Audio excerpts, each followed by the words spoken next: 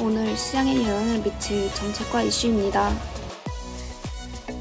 중국의 국가물류비가 300조 위안을 돌파할 전망입니다.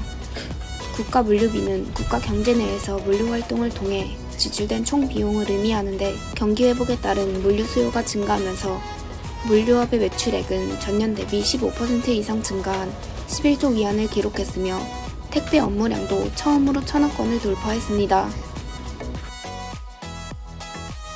공신부가 전기차 산업 발전을 위한 올해의 계획을 발표했습니다. 올해를 전기차 산업이 성장하는 해로 지정하고, 탄소 중립 목표 달성을 위해 자동차 산업의 친환경 발전 로드맵을 개편하고, 전기차 보조금 연장 등 지원 정책을 추진하는 한편, 전기차 배터리 제조와 폐배터리 회수 기술 발전과 함께 공급의 안전성을 확보해 경쟁력을 높일 것으로 보입니다.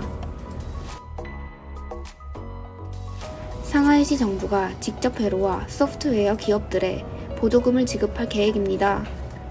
우선 당국은 직접 회로 부품과 원자재 등을 생산하는 기업들에 최대 1억 위안의 보조금을 지급할 것이라고 밝혔으며, 소프트웨어 기업들에게는 최대 5천만 위안을 지급할 계획입니다.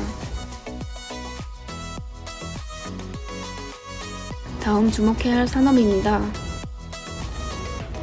당국의 완화적인 통화정책 기조에 저상증권은 중국은행 업계의 대출 투입량이 크게 증가할 것이라고 전망했습니다. 현재 미국 연준이 금리 인상을 해도 중국은 일정 수준의 경기 부양책을 실시하는 데 주력할 것이라고 강조했고, 이미 지난 17일 중기 유동성 지원 창구와 역환매 조건부 채권 금리를 인하한 만큼 1년물과 5년물 중기 유동성 지원 창구를 기반으로 설정되는 이달 대출우대 금리 역시 2달 연속 내릴 가능성에 무게가 실리고 있습니다. 더불어 정부는 인프라 등 경기 활성화를 위해 은행 차원의 대출 투입 확대를 지시할 것으로 예상되면서 은행업계의 대출 투입 규모가 크게 증가할 것으로 전망됩니다. 테마주로는 흥업은행과 평안은행, 그리고 남경은행 등이 있습니다. 카이위안증권은 정부 정책 지원에 리튬 자원 생산력이 확대됨에 따라 배터리 제조 관련 기업들이 안정적으로 성장할 것이라고 전망했습니다.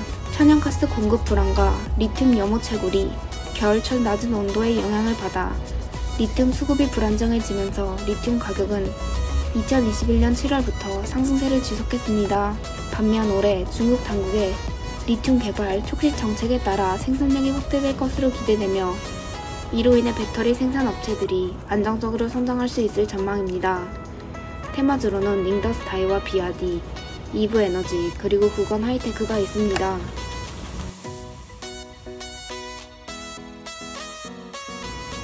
상하이 증시 외국인 투자자들은 다수의 업종에 높은 관심을 보이면서 초상은행의 8억 위안을 중국 중앙 및 지방정부의 인프라 투자 가속화 전망에 건설, 관자재와 전력에 높은 관심을 보이면서 특허와 프로젝트 완공 등으로 실적이 성장하고 있는 국정남성화기에 4.4억 위안을, 헤라시멘트에 3억 위안을 순매수했습니다.